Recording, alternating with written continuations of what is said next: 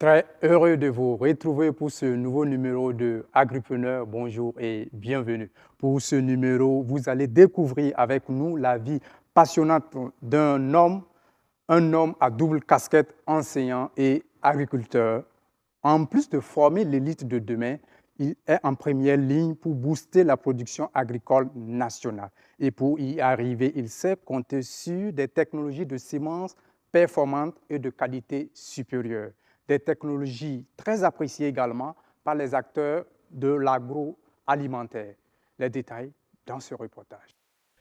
Amidou Nebié est professeur des écoles. De qui nous parle ce paragraphe? Aïssata. Le texte nous parle encore de Téné, c'est bien. En plus de façonner les esprits des tout-petits, il est aussi producteur agricole. On peut dégager un temps, voilà, pour tout. Voilà, on ne peut pas mélanger le travail de l'enseignant à l'agriculture.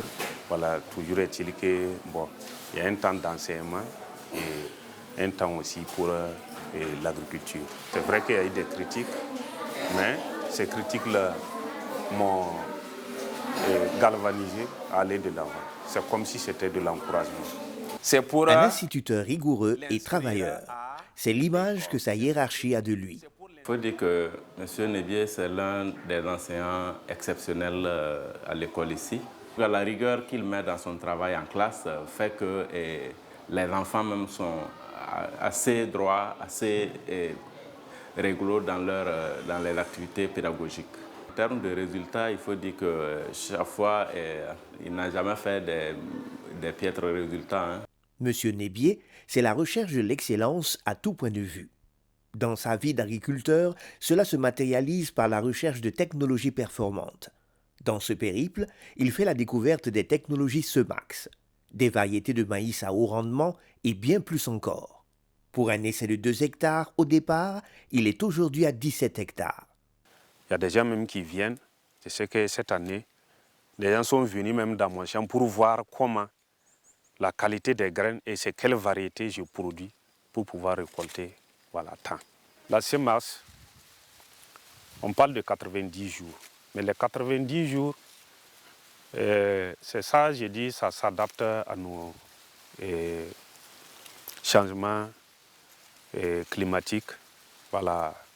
Par exemple, même à 80 jours, 75 jours, si c'est bien entretenu, on peut trouver de la maïs et du maïs pour la grillade.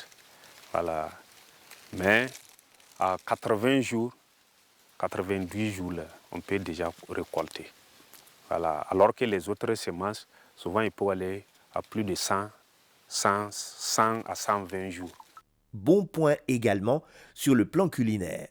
La SEMAX a meilleur goût et cerise sur le gâteau, elle se vend mieux. En termes de couscous aussi, c'est vraiment impeccable. Vu des saisons, même il y a des gens qui viennent échanger. Maïs jaune, voilà, avec, c'est vrai que tous ces maïs jaunes, mais ils viennent demander, voilà, la SEMAX pour aller faire du couscous, pour les travaux champêtres.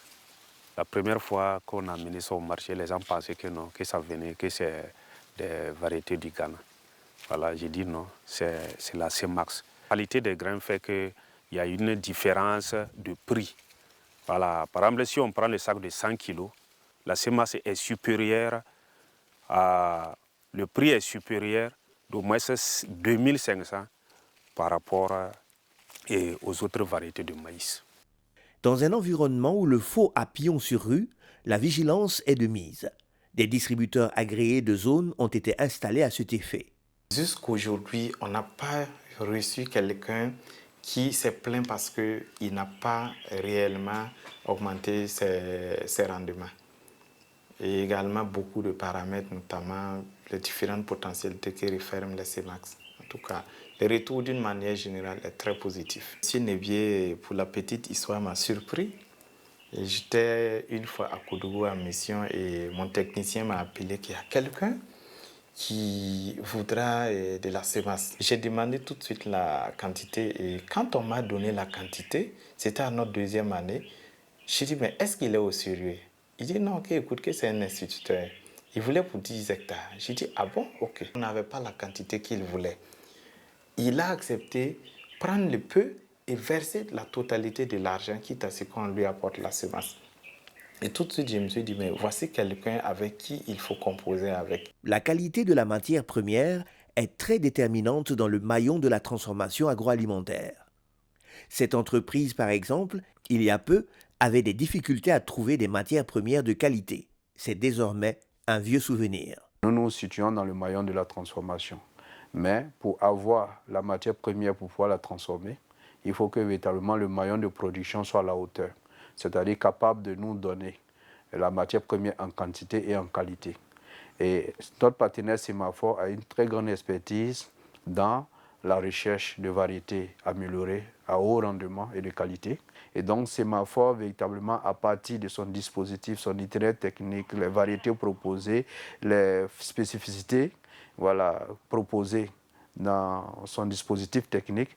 Et voilà. Donc lorsque tous ces paramètres-là sont mis en place et sont respectés, depuis lors jusqu'à ce jour, tout ce que nous avons produit avec l'accompagnement de Semafor, nous avons eu des résultats satisfaisants à 100%.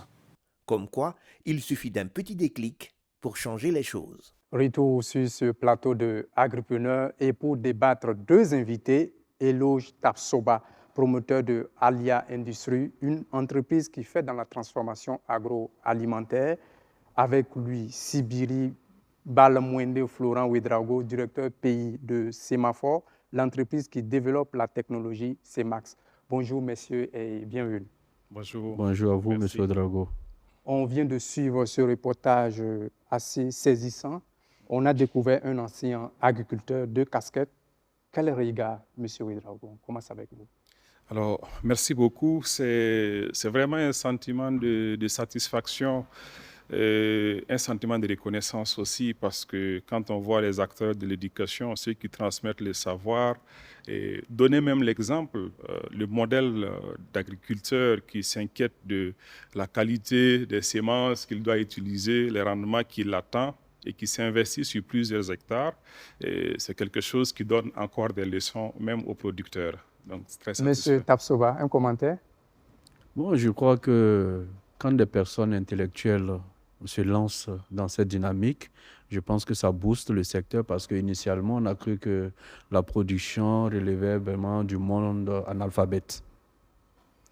Ça donne de l'espoir. Et justement, Monsieur Tapsoba, vous qui êtes dans la transformation agroalimentaire avec Alia Industrie, c'est quoi vous produisez? Quels sont vos produits? Alia Industrie, c'est une industrie qui évolue dans l'agroalimentaire, notamment dans la transformation du maïs. Et à partir du maïs, nous avons des produits tels que le grit. Le grit, c'est ce que les brasseries utilisent pour la production de la bière. Il y a également la farine qui est utilisée pour la production du thon. Le thon qui est un aliment de base au Burkina Faso. Il y a également ce qu'on appelle communément le couscous, que nous techniquement on appelle la semoule. Et puis à l'issue de tout ça, nous avons des déchets, mais propres à la consommation animale qu'on appelle le sang. Donc voici en fait de façon ramasser les produits qui découlent de notre transformation du maïs. Votre travail a été récompensé par plusieurs prix. Est-ce qu'on peut faire l'économie de ces prix? Il faut dire que Alia Industrie est vraiment rentré dans le chéquier de la transformation industrielle, notamment dans l'agroalimentaire au Burkina Faso, parce qu'il y a pas mal de distinctions. Je pense qu'au moins 2 années de façon consécutive, nous avons été distingués comme meilleurs entrepreneurs jeunes du Burkina Faso en 2023 et en 2024. Et en 2024 également, nous avons eu le prix de l'étalon de l'industrie burkinabé. L'étalon d'argent de l'industrie burkinabé, c'est la 2e distinction la plus élevée en matière d'industrie au Burkina Faso. Bravo. Monsieur Ouedraogo, au niveau de Semafor, j'allais dire qui est dans le développement, recherche et développement, c'est quoi vous proposez? Effectivement, c'est une jeune société qui, avec les institutions de recherche et du ministère de l'Agriculture, développe des semences améliorées, appelées les variétés hybrides. Ce sont des semences performantes, des semences de céréales, et qui sont effectivement mises sur le marché sous l'appellation CEMAX, les variétés CEMAX. Et étant dans la recherche et le développement, vous travaillez à satisfaire tous les maillons de la chaîne. Je parle ici des producteurs, mais également des transformateurs, ceux qui sont dans l'agroalimentaire, notamment M. Tapsoba avec Alia Industrie. M. Tapsoba, quand je montais sur ce plateau, vous m'avez confié comme quoi vous avez eu une situation malheureuse quand vous commencez. Est-ce que vous pouvez nous faire l'économie de cette situation-là? Il faut dire qu'en 2018, nous avons vu certains de nos produits rejetés par nos clients, notamment la Brakina, si vous permettez que je cite le nom. Je ne veux pas faire trop de publicité. D'accord. Allez-y. Et donc, on nous reprochait d'avoir, comme on appelle, une toxine présente dans nos produits qui faisait que ce n'était pas vraiment propre à la consommation. Et cette toxine est appelée aflatoxine. Qui est très dangereuse. Qui est très dangereuse pour la consommation humaine. Et donc, du coup, il fallait regarder rapidement quelles pouvaient être les causes de cette réalité. Et quand on a regardé, on a vu que les causes se situaient à la base, c'est-à-dire au niveau de la production. Si à la base, la production est contaminée. Bon, donc la matière première. La matière première est contaminée, c'est-à-dire qu'il n'y a plus de magie, quoi. Voilà. On ne peut rien faire comme on le dit. Rien faire et c'est justement en ce moment-là que votre chemin rencontre bien sûr celui de Sémaphore. Exactement, c'est ça, parce que quand on a commencé à entreprendre des initiatives, comment accompagner les producteurs sur le terrain pour avoir la matière première de qualité, puisque nous ne sommes pas experts, c'est dans ça qu'on était dans un projet qu'on appelle le PCESA dans le temps. Et le PCESA m'a dit qu'il y a une structure qu'on appelle Sémaphore qui accompagne techniquement les producteurs, voilà, dans cette dynamique. Et c'est ainsi que le PCESA m'a remis le contact du responsable de Sémaphore. Et puis nous nous sommes appelés, nous avons échangé et c'est de là que beaucoup de choses sont parties. Et depuis lors, il n'y a plus de problème? Plus de problème. Je me tourne vers vous, M. Ouédraogo, vous qui êtes dans le volet de la production, recherche et développement. Quel sentiment vous avez quand un partenaire à l'image de Alia Industrie manifeste véritablement cette satisfaction-là d'utiliser vos produits? Alors, c'est encore un sentiment de satisfaction et de reconnaissance parce qu'effectivement, Sémaphore s'est implanté pour développer non seulement des variétés hybrides de semences dont le rendement est suffisamment satisfaisant, mais au-delà de ça, Sémaphore s'inquiète de la qualité des grains produits par les producteurs. Et vous avez misé sur cela? Oui, on a misé sur cela. On a développé des approches, des itinéraires qui permettent effectivement de produire des grains sains avec, sans aflatoxine ou en tout cas avec des taux négligeables. Voilà. Il n'y a pas que Alia Industrie, il y a également, j'allais dire vos collaborateurs directs, je parle ici des producteurs, qui apprécient énormément. Tout à fait. Effectivement, et c'est avec beaucoup de satisfaction parce que bon, depuis la recherche, on avait des retours comme quoi les produits que nous développons sont assez exceptionnels, sont assez intéressants, pouvaient presque révolutionner l'agriculture, voilà. Et voir qu'effectivement, les producteurs en milieu paysan arrivent à atteindre des rendements qu'ils n'ont pas connus, voilà, qu'ils ne connaissaient pas avant. Et surtout aussi que la qualité des grains qu'ils produisent, voilà, pour la consommation sont appréciés par des industriels de qualité, de renom comme Alia Industrie.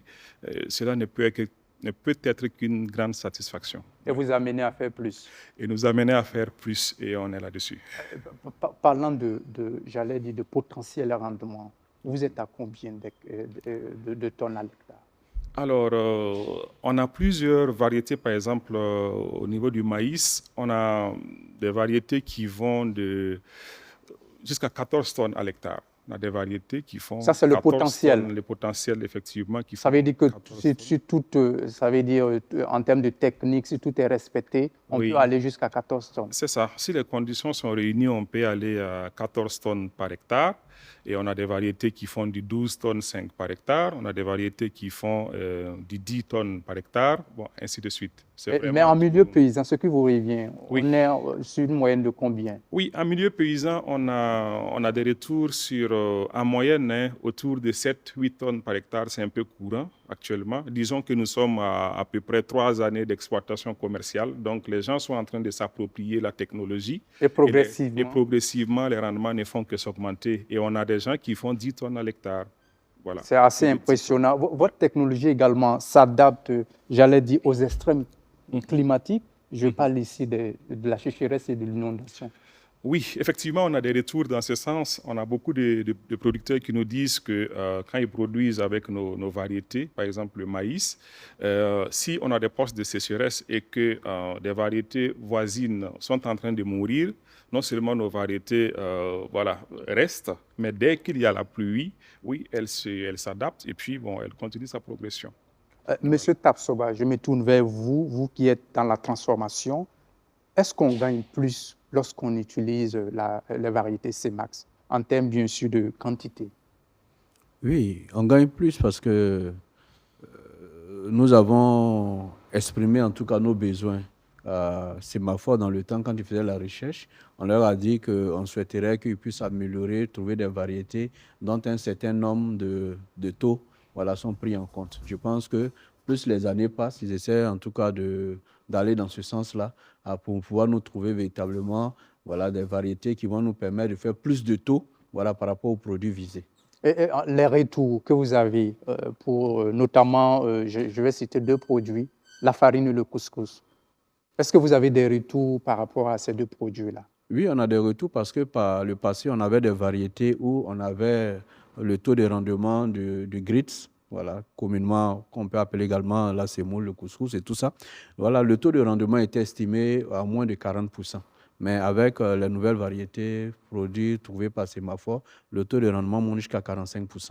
Et pour le retour des clients, je parle ici des ménages, pour ce qui est de la farine et du couscous. Est-ce qu'il y a des retours qui vous reviennent constamment par rapport à la qualité, j'allais dire, de ces 2 produits spécifiquement?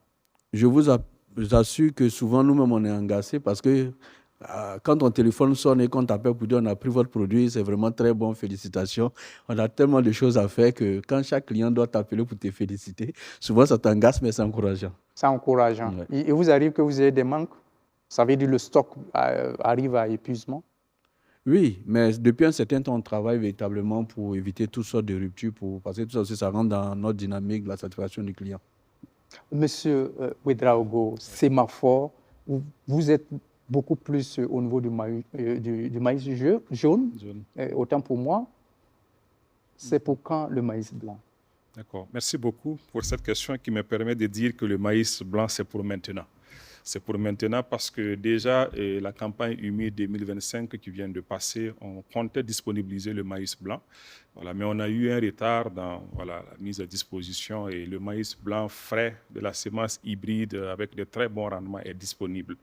Pour la contre-saison comme pour la campagne à venir, on a du maïs blanc. Très apprécié parce qu'on l'a mis en milieu paysan et déjà, c'est assez intéressant. Les retours sont assez satisfaisants. Oui, les retours sont très satisfaisants. Et vous comptez positionner cela à l'échelle? Oui, on compte positionner ça à l'échelle nationale avec nos distributeurs, nos partenaires. Le maïs blanc sera sur les marchés pour donner du choix aux producteurs. Il y en a qui préfèrent le blanc, il y en a qui préfèrent le maïs jaune, il y en a qui veulent les 2. Donc les 2 sont disponibles maintenant. Un choix rationnel? Un choix très rationnel, oui. Au-delà du maïs, est-ce qu'il y a d'autres spéculations sur lesquelles vous travaillez? Oui, on travaille sur plusieurs autres spéculations, c'est-à-dire les céréales de façon générale intéressent Sémaphore parce que ce sont des cultures qui sont très appréciées dans notre pays, et dans notre région aussi. Donc on a le sorgho, on a du sorgho rouge, on a du sorgho blanc, on a du petit mil, et on travaille aussi sur les riz. Donc vraiment, on est en train de toucher un peu à toute la gamme, effectivement, de production céréalière. C'est pour bientôt? C'est pour très bientôt. Peut-être même la campagne à venir, nous aurons du sorgho et du petit mil. Nous sommes en train de tirer vers la fin de cette émission un tour de table très rapidement. Vous qui êtes dans la transformation agroalimentaire, vous avez besoin de matières premières de qualité, mais aussi en quantité. Vous avez déjà expérimenté beaucoup. Au regard de l'expérience terrain, qu'est-ce qu'il faut faire? Ce que je pense, c'est que le terrain nous a montré et confirmé que l'agriculture contractuelle s'impose. C'est-à-dire que tous les maillons de la chaîne doivent être pris en compte, c'est-à-dire au niveau des producteurs, au niveau des transformateurs et au niveau de la distribution. Et pour y parvenir, il faut véritablement des partenaires techniques à la hauteur tel que Sémaphore aujourd'hui. Donc, il est difficile aujourd'hui que chaque maillon évolue seul dans son coin. Ça va être difficile. Donc, j'encourage et j'exhorte tout le monde à aller vers une agriculture contractuelle. Il faut se mettre ensemble. C'est ça. Monsieur Ouedraogo, Oui. Jusque-là, vos technologies assez appréciées, mais ne font pas partie, j'allais dire, des semences subventionnées que nos producteurs utilisent. Est-ce que vous avez un appel à lancer à l'endroit des autorités? D'accord. Déjà, merci beaucoup. Ce que je peux dire est que nous sommes très reconnaissants par rapport à l'accompagnement de l'État, du ministère de l'Agriculture comme de la Recherche. Et nous pensons que c'est compte tenu aussi de notre jeunesse parce qu'on apporte une innovation et nous sommes en train de discuter et il y a des pistes, des possibilités de collaboration au-delà même de la sémence disponible. Voilà, des protocoles de collaboration qui vont permettre effectivement de non seulement former des agents en production moderne de sémences de qualité, mais au-delà de ça, effectivement, disponibiliser la sémence à grande échelle pour les producteurs. Et c'est un très bon voie. Merci à nos invités d'avoir accepté notre invitation. Je recevais pour vous Sibiri Balamwende, j'arrive, Florent Ouedraogo, directeur pays de Sémaphore. Sémaphore est dans la recherche et développement et par ailleurs entreprise promotrice des variétés de maïs Sémax, et Eloge Tafsoba qui est lui responsable j'allais dire de Alia Industries, une entreprise qui est dans la transformation agroalimentaire. Merci, monsieur, pour votre disponibilité. Merci à tous ceux-là qui m'ont aidé dans la préparation de cette émission, aux équipes de Transcendance Communication et de BF1 Télévision. Merci à notre habilleur Home, la maison Home que je salue au passage. Quant à moi, je vous donne rendez-vous, Dieu voulant, très bientôt pour un autre numéro sur les questions agricoles. D'ici là, portez-vous bien.